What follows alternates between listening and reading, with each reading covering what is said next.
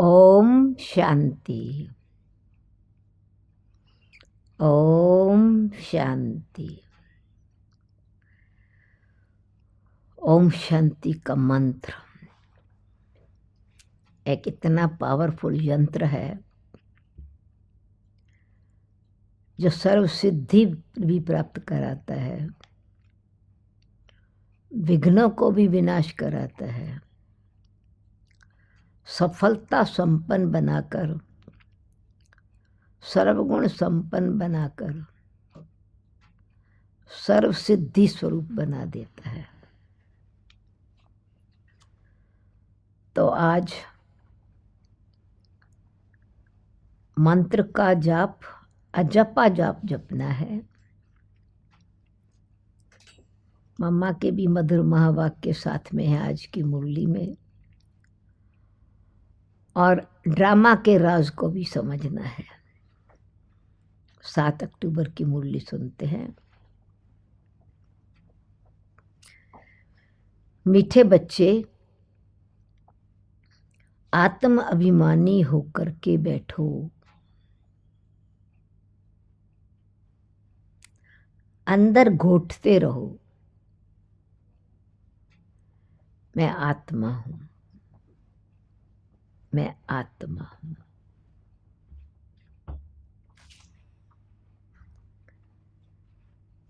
देह अभिमानी बनो, सच्चा चार्ट रखो तो समझदार बनते जाएंगे। बहुत फायदा होगा।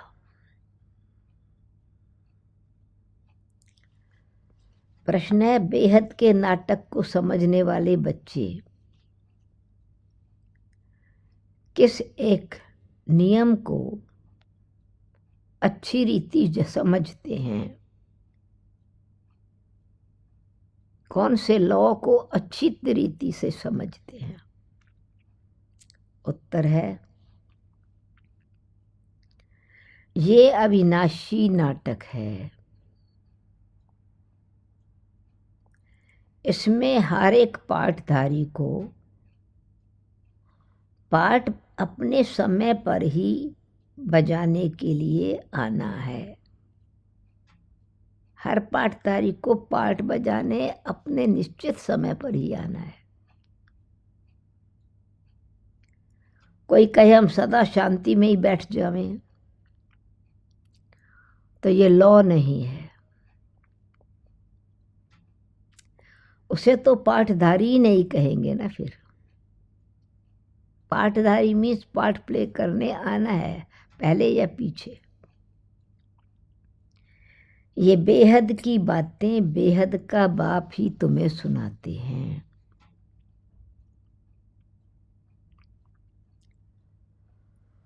ओम शांति। अपने को आत्मा समझकर बैठो। देह अभिमान छोड़कर बैठो।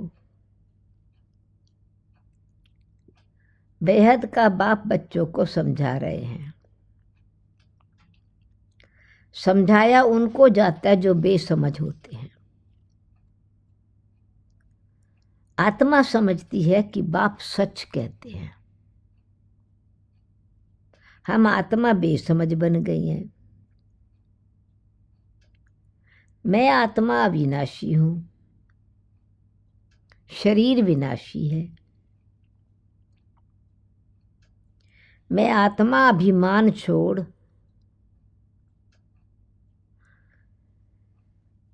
मैं आत्म अभिमानी स्थिति को छोड़ देह अभिमान में फंस पड़ा हूं।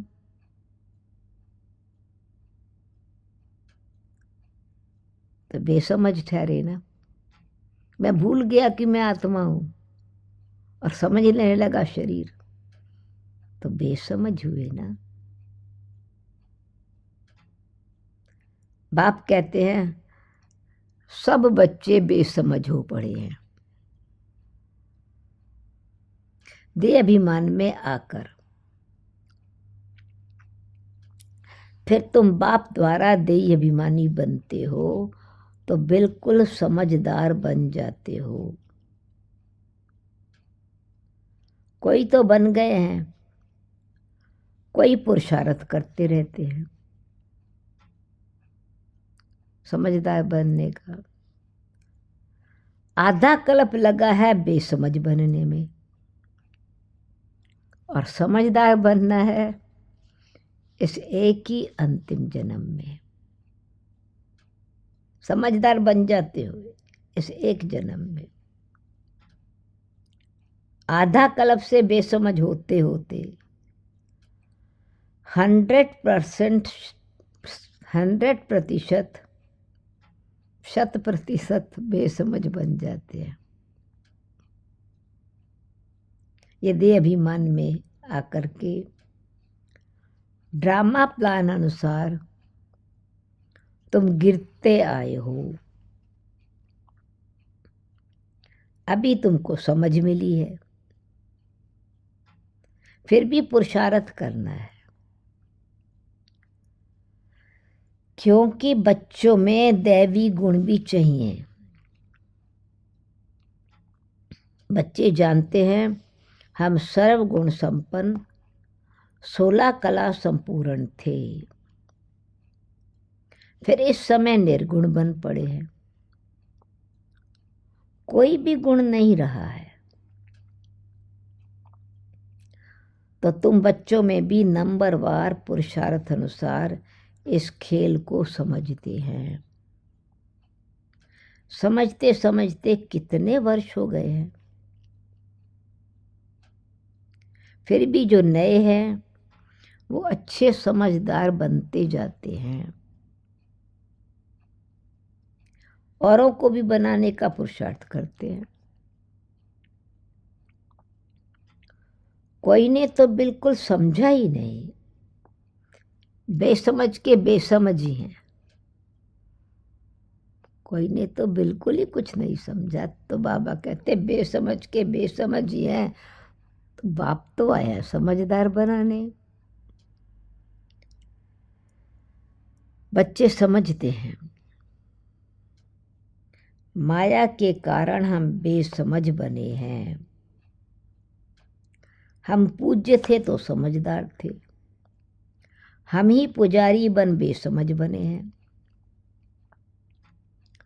आदि सनातन देवी देवता धर्म प्राय लोप हो गया है। इनका दुनिया में किसी को भी पता नहीं है। ये लक्ष्मी नारायण कितने समझदार थे, राज्य करते थे। तो बाप कहते तत्वम, तुम भी ऐसे ही थे, समझदार थे, राज्य करते, विश्व महाराजन थे। तुम अपने लिए ऐसे ही समझो। ये बहुत समझने की बातें हैं। हम सो कितने ऊंचे देवता समझदार थे, बेसमझ बने या फिर समझदार बनना है। सिवाय बाप के कोई समझा ना सके। अभी महसूस होता है बाप ही ऊंच ते ऊंच समझदार ते समझदार होगा ना, उनकी महिमा है ना बुद्धिमानों का बुद्धिमान।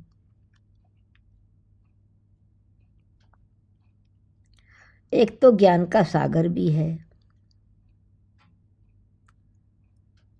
पतित पावन भी है, सर्व का गति सदगति दाता है।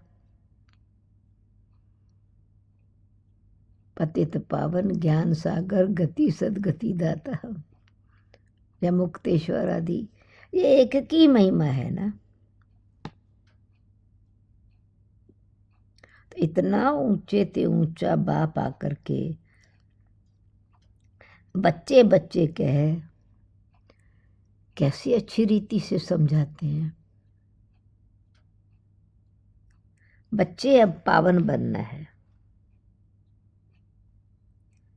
उसके लिए बाप एक ही दवाई देते हैं, कहते हैं योग से तुम भविष्य 21 जन्म निरोगी बन जाएंगे। तुम्हारे सब रोग दुख खत्म हो जाएंगे। तुम मुक्ति धाम में चले जाएंगे। अविनाशी सर्जन के पास एक ही दवाई है, एक ही इंजेक्शन आत्मा को आके लगाते हैं।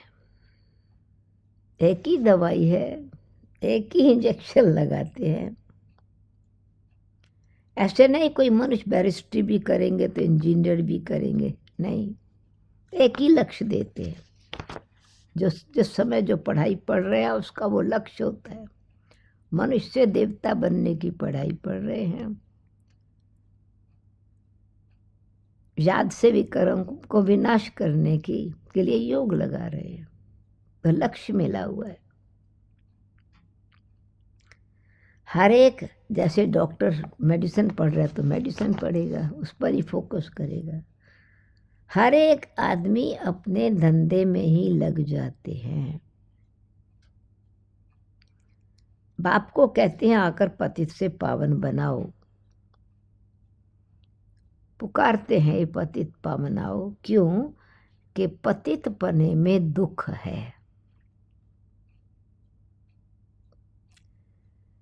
शांति धाम को पावन दुनिया नहीं कहेंगे। कंट्रास्ट में पतित और पावन, सत्य सुख धाम को और दुख धाम को कहेंगे। वैसे पावन धाम परम धाम है, क्योंकि पतित पावन परमात्मा का धाम है, परंतु इस कंट्रास्ट में शांति, परम शांति परम धाम में है, और संपूर्ण पावनता का कंट्रास्ट फिर पतित के कंट्रास्ट में सतयुग की दुनिया है। शांति धाम को पावन दुनिया नहीं कहेंगे, स्वर्ग को ही पावन दुनिया कहेंगे। ये भी समझाया है, मनुष्य शांति और सुख चाहते हैं, तो सच्ची सच्ची शांति तो वहां है जहां शरीर नहीं है, तो उसको कहा जाता है शांति धाम। बहुत कहते हैं शांति धाम में रहे, आवे नहीं वापस, परंतु लॉ नहीं है। पार्टधारी है तो पार्ट बजाने आना ही है। ड्रामा के बिगिनिंग में आवे, मिडिल में आवे, अंत में आवे। वह तो पार्टधारी नहीं तो नहीं हुआ ना। बच्चे नाटक को भी समझ गए हैं। एक्टर्स का जब पार्ट होगा तभी तो बाहर स्टेज पर आकर पार्ट बजाएंगे ना, नहीं तो पर्दे के पीछे रहेंगे ना। तो ये बेहद की बातें बेहद का बाप ही समझाते हैं। ज्ञान सागर भी उनको कहा जाता है। सर्व के गति सदगति दाता पतित पावन है।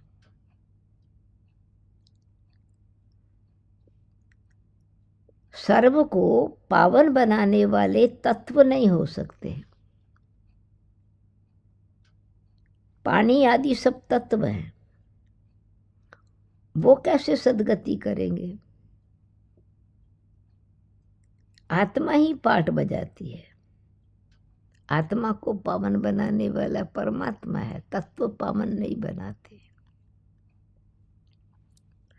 आत्मा ही पाठ बजाती है। हठ योग का पाठ भी आत्मा बजाती है। ये बातें भी जो समझदार हैं वही समझ सकते हैं। बाप ने कितना समझाया है।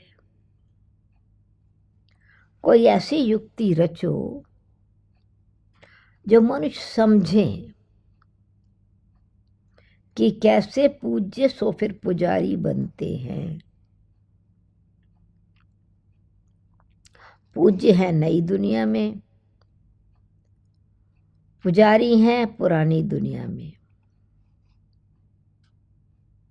पावन को पूज्य, पतित को पुजारी कहा जाता है। यहाँ तो सब पतित हैं।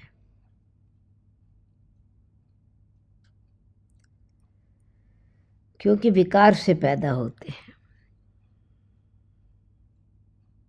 वहाँ है श्रेष्ठ देवी देवताओं की महिमा में गाते भी हैं संपूर्ण श्रेष्ठाचारी। अभी तुम बच्चों को ऐसा बनना है, मेहनत है, मुख्य बात है याद की। सभी कहते हैं याद में रहना बड़ा मुश्किल है। हम जितना चाहते हैं याद में रह नहीं सकते।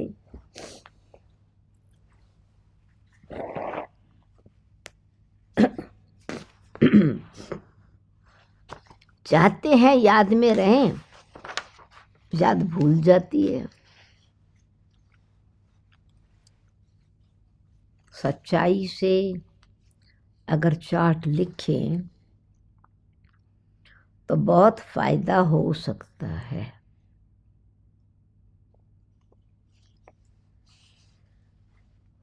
बाप बच्चों को ज्ञान देते हैं कि मन मना भव।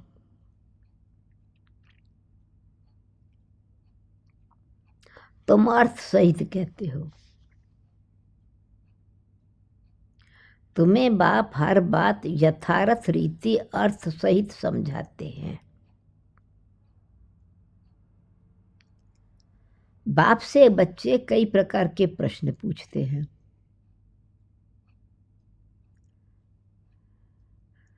तो बाप दादा बच्चों की के भावना को स्वीकार करने के लिए, दिल लेने के लिए कुछ ना कुछ बच्चों को जवाब देते हैं। क्योंकि बच्चों ने बात की तो बाबा बच्चों से रिटर्न में बात करते हैं, दिल को आथत देते हैं। परंतु बाप कहते मेरा काम क्या है? मेरा काम ही है पतित से पावन बनाना।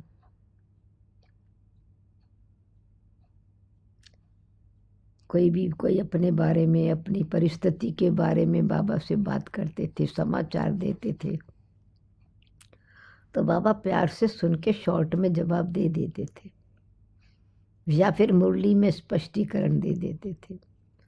पर बाबा कहते मेरा तो काम है पतित से पावन बनाना, मुझे तो बुलाते ही इसलिए हो ना। तुम जानते हो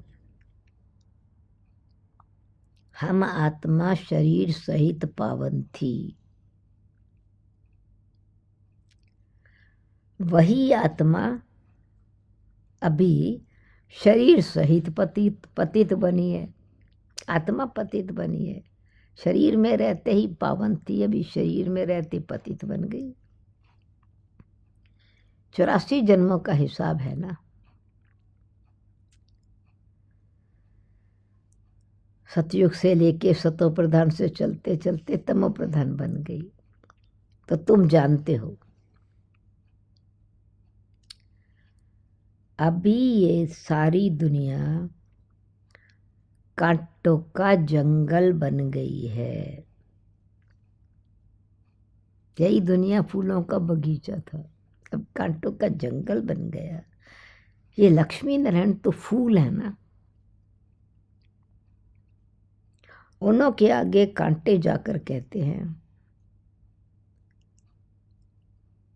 यानी जो आत्माएं पतित बन गई, विकारी बन गई, अवगुण संपन्न बन गई, तो जाके कहते हैं आप सर्वगुण संपन्न हो, संपूर्ण निर्विकारी हो। हम पापी हैं, कपटी हैं। आरती करते हैं ना, मैं मूर्ख खल कामी, तो अपने कमी बताते हैं ना। तो सबसे बड़ा कांटा है काम विकार का। इसलिए कहते हैं मैं मूर्ख खल कामी, विषय विकार मिटाओ। पाप हरो देवा। तो बाप कहते हैं इस पर जीत पाए जगत जीत बनो।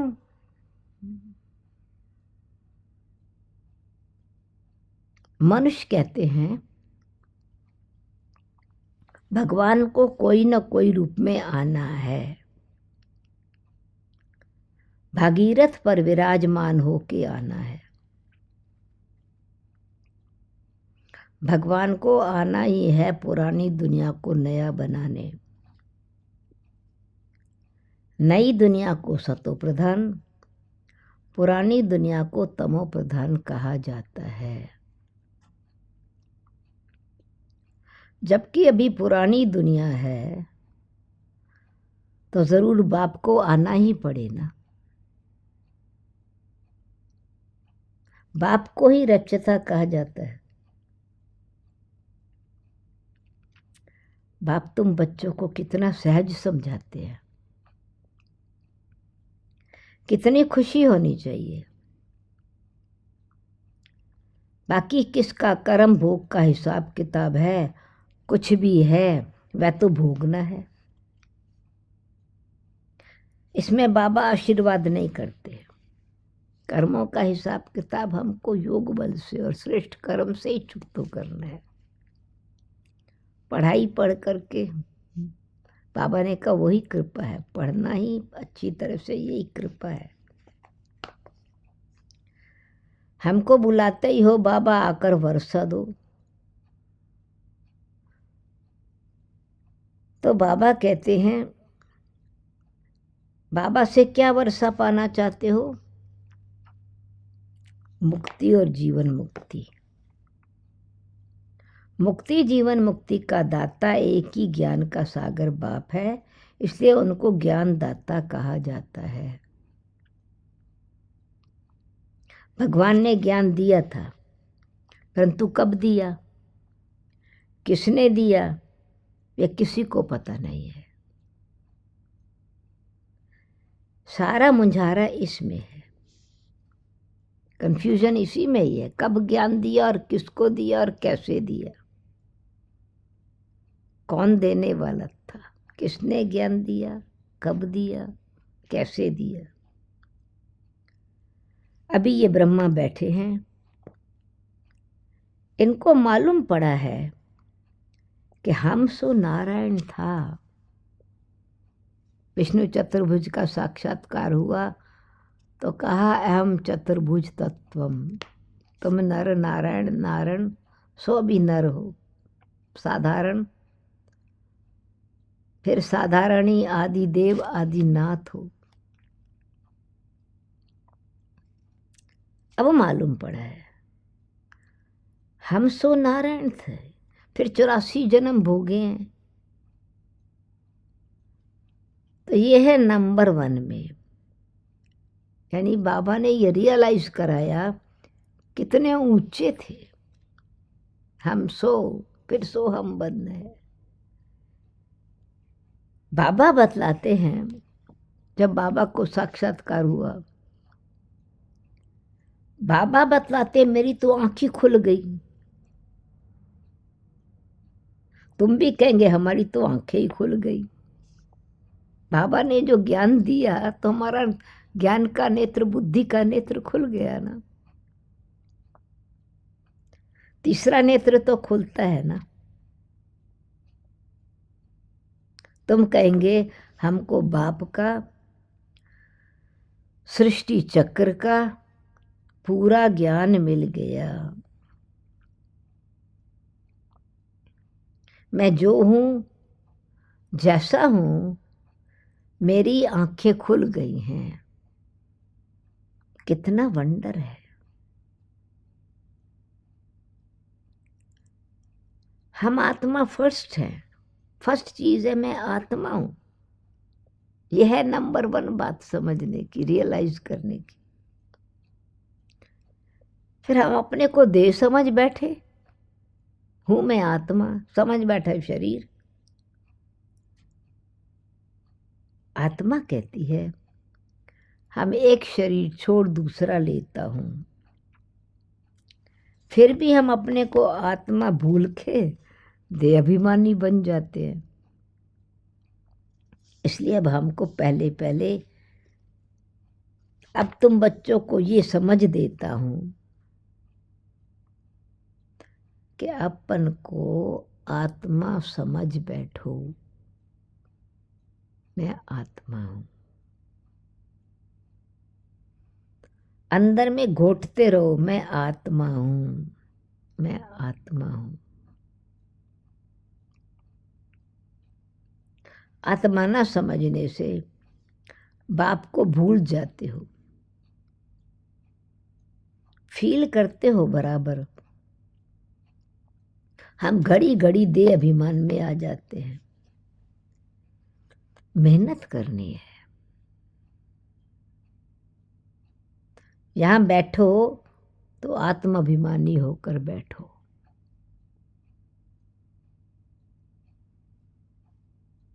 बाप कहते हैं हम तुम बच्चों को राजाई देने आए हैं।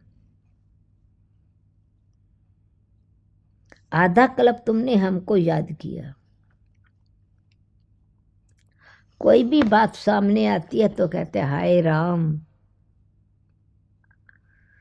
परंतु ईश्वर व राम कौन है ये किसको पता नहीं है।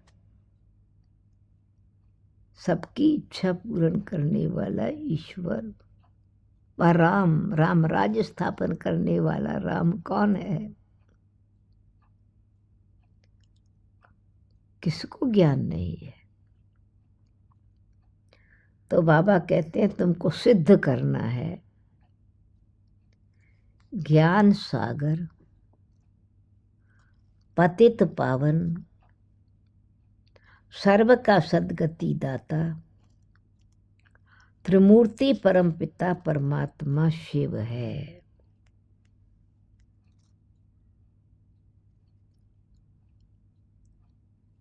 ज्ञान सागर, पतित पावन, सर्व का सद्गति दाता, त्रिमूर्ति परमात्मा शिव है। तो शिव परमात्मा का अवतरण माना। जब शिव बाबा आते हैं तो तीनों को इमर्ज करते हैं, ब्रह्मा विष्णु शंकर। ब्रह्मा विष्णु शंकर तीनों का जन्म इकट्ठा है। परमात्मा का आना माना अपना तीनों कर्तव्य करना। इसलिए सिर्फ शिव जयंती नहीं, परंतु त्रिमूर्ति शिव जयंती है। सत्य त्रिमूर्ति शिव जयंती, कभी बाबा ऐसे भी कहते, सत्य त्रिमूर्ति शिव जयंती।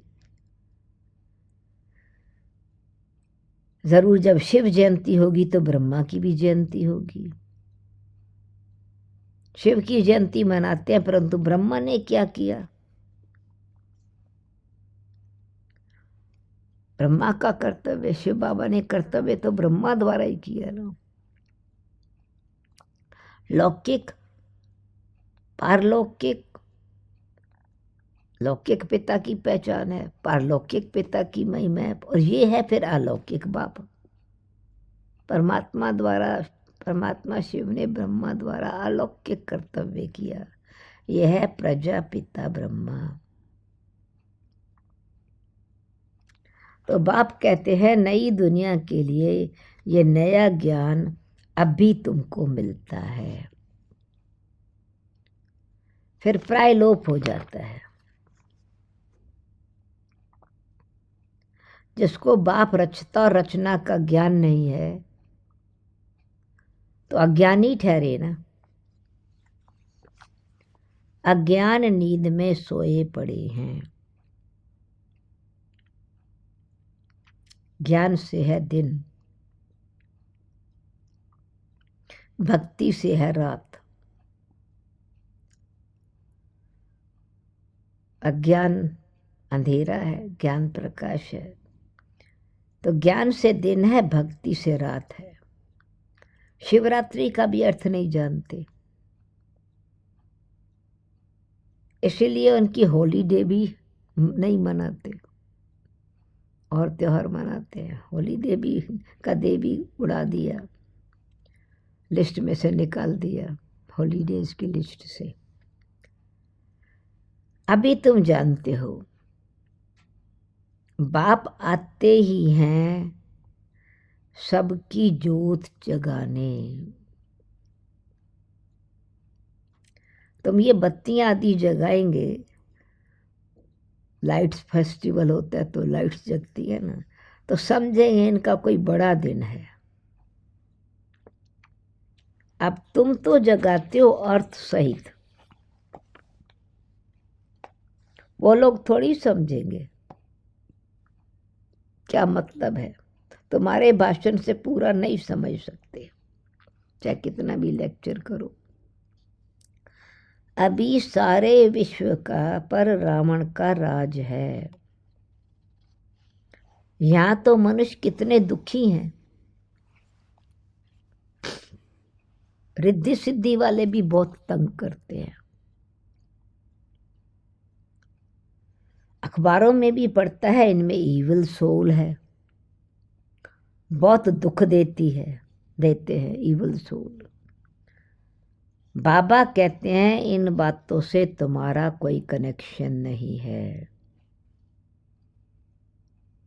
इन इविल सोल का भी प्रभाव योगी आत्मा पर क्यों पड़े? बाबा यही कहते हैं अपने आत्मिक स्वरूप में रहो, परमात्म शिव शक्ति स्वरूप को याद रखो, उस स्वमान में रहो।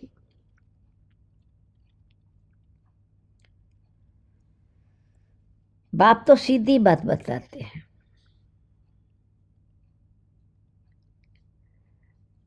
बच्चे मुझे याद करो तो तुम पावन बन जाएंगे, तुम्हारे सब दुख दूर हो जाएंगे।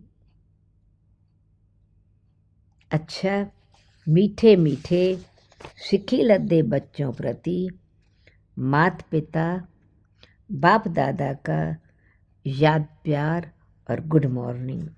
रूहानी बाप के रूहानी बच्चों को नमस्ते।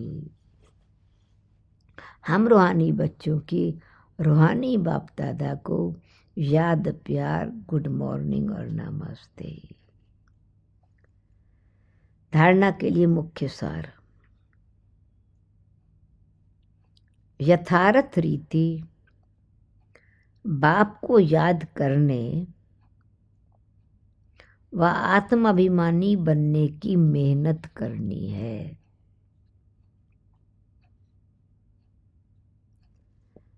सच्चाई से अपना चार्ट रखना है, इसमें ही बहुत बहुत फायदा है।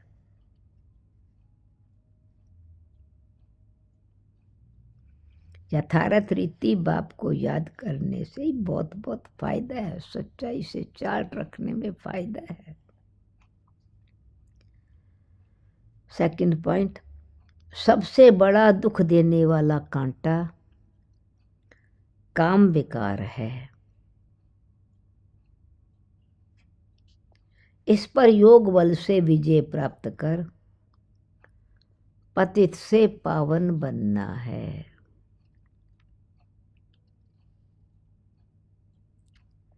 बाकी किन्हीं भी बातों में तुम्हारा कनेक्शन नहीं है।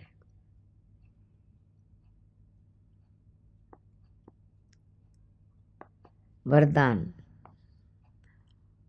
ब्लेसिंग है, विघ्न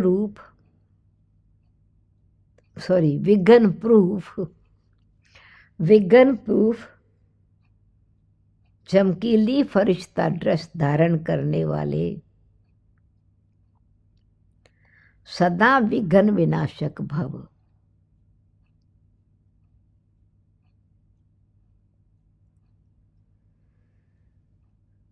चमकीली ड्रेस, ट्रांसपेरेंट चमकीली ड्रेस, पवित्रता की ड्रेस, प्योर कॉन्शियसनेस,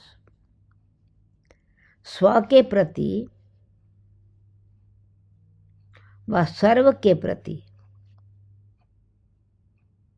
सदा विघ्न विनाशक बनने के लिए क्वेश्चन मार्क को विदाई देना और फुल स्टॉप द्वारा सर्व शक्तियों का फुल स्टॉक करना, सर्व के प्रति सदा विघ्न विनाशक बनने के लिए क्वेश्चन मार्क को विदाई देना, फुल स्टॉप द्वारा सर्व शक्तियों का स्टॉक जमा करना, सदा विघ्न रूप चमकीली फरिश्ता ड्रेस पहनकर रखना, मिट्टी की ड्रेस नहीं पहनना, साथ साथ सर्व गुणों के गहनों से सजे रहना, सदा अष्ट शक्ति शस्त्रधारी संपन्न मूर्ति बनकर के रहना और कमल पुष्प के आसन पर अपने श्रेष्ठ जीवन के पांव रखना।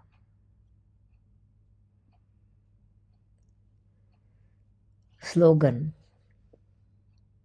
अभ्यास पर पूरा पूरा अटेंशन दो तो फर्स्ट डिवीजन में नंबर आ जाएगा।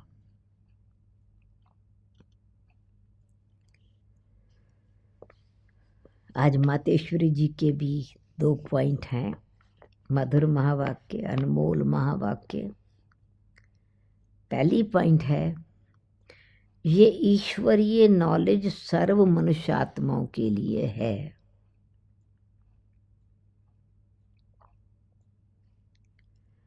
पहले पहले तो अपने को एक मुख्य पॉइंट ख्याल में रखनी है, जब इस मनुष्य सृष्टि झाड़ का बीज रूप परमात्मा है तो परमपिता परमात्मा द्वारा जो नॉलेज प्राप्त हो रही है वो सब मनुष्यों के लिए जरूरी है। परमात्मा नॉलेज सब मनुष्यों के लिए जरूरी है और सभी धर्म वालों को ये नॉलेज लेने का अधिकार है।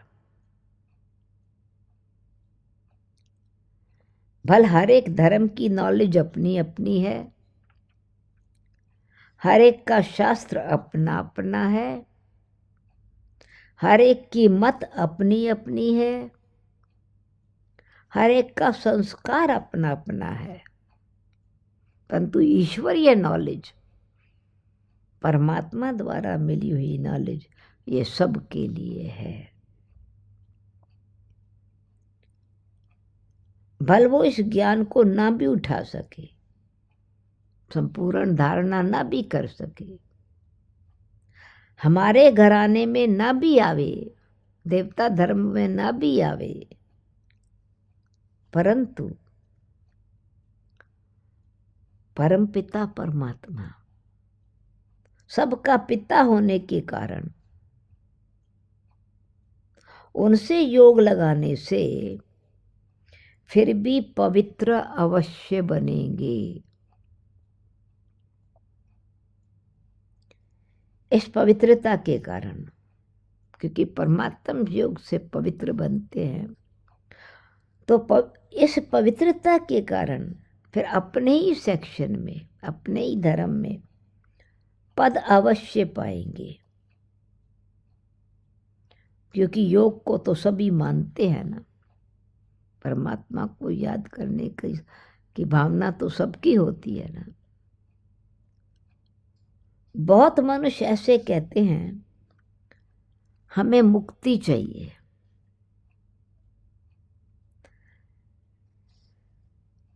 तो मुक्ति तो सबको मिलनी है, पर मम्मा कहती हैं सबको शक्ति चाहिए, मगर सजाओं से मुक्त होने की शक्ति भी इस योग द्वारा मिल सकती है। इसलिए ये नॉलेज, ईश्वरीय नॉलेज सब आत्माओं के लिए है, और परमात्म शक्ति लेनी है तो उनसे योग लगाना है। दूसरी पॉइंट है अजपा जाप, अर्थात निरंतर ईश्वरीय याद।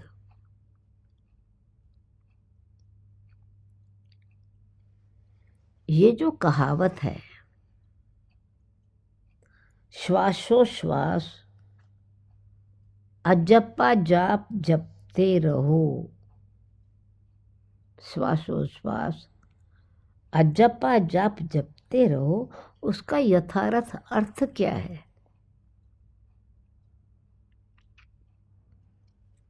जब हम कहते हैं अजपा जाप, तो इसका यथार्थ अर्थ है जाप के बगैर, यानी रिसाइट करने की जरूरत नहीं है। श्वासोश्वास अपना बुद्धि योग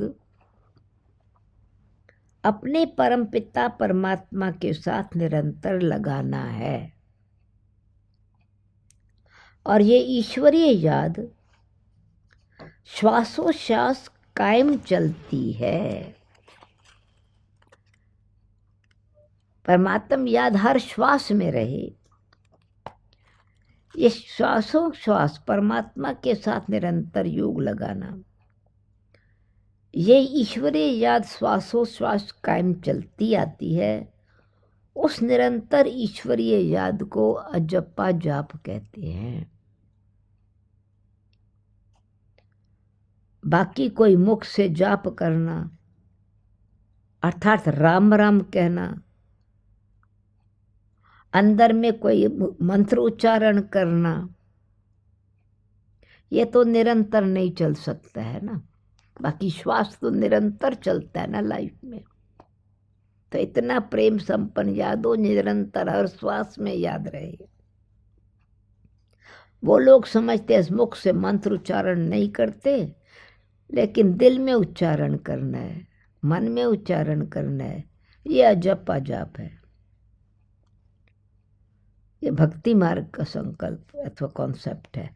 परंतु मम्मा कहती हैं ये तो सहज एक विचार की बात है, जहाँ अपना शब्द ही अजपा जाप है, जिसको अपने को भी जपने की जरूरत नहीं है। ना उच्चारण करने की जरूरत है, ना मन में शिव शिव ओम ओम कहने की जरूरत है। आंतरिक बैठ कोई मूर्ति का ध्यान भी नहीं करना है, ना सिमरण करना है। सिर्फ बैठ के ही की बात नहीं है, क्योंकि वो निरंतर खाते अगर बैठ के करे तो निरंतर तो नहीं हुआ ना। सिर्फ बैठने का ही अभ्यास वो करते कर्म करते, क्योंकि वो बैठ के करे तो निरंतर तो नहीं हुआ। निरंतर खाते पीते हम जो ईश्वरीय याद करते हैं वो निरंतर चल सकती है। जहाँ प्रेम है, याद है, वो निरंतर याद रह सकती है, क्योंकि ये बहुत सहज है। जैसे समझो बच्चा है, अपने बाप को याद करता है, तो उस समय बाप का फोटो सामने नहीं लाना पड़ता, लेकिन मनसा वाचा कर्मणा, मन में भी वाणी में भी कर्म से भी संबंधित बाप के सारे ऑक्यूपेशन एक्टिविटी गुणों सहित बाप याद आता है ना। बस वो याद आने से बच्चे की भी वो एक्ट चलती है, सारा उसको जो अनुभव है वो उसके कर्म में भी आता है, चेहरे पर भी आ जाता है। जैसी याद हुई तब तो सन शोज फादर कहेंगे ना। वैसे अपने को भी और सबकी याद दिल भीतर से मिटाए, अपने देह भान को भी और बाकी सबकी स्मृति भी हटाए, उस एक ही असली पारलौकिक परमपिता परमात्मा की याद में रहना है। इसमें उठते बैठते खाते पीते निरंतर याद में चल सकते हैं, रह सकते हैं। उस याद से ही कर्मातीत बनते हैं। तो इस नेचुरल याद को ही अजपा जाप कहते हैं। अच्छा, ओम शांति।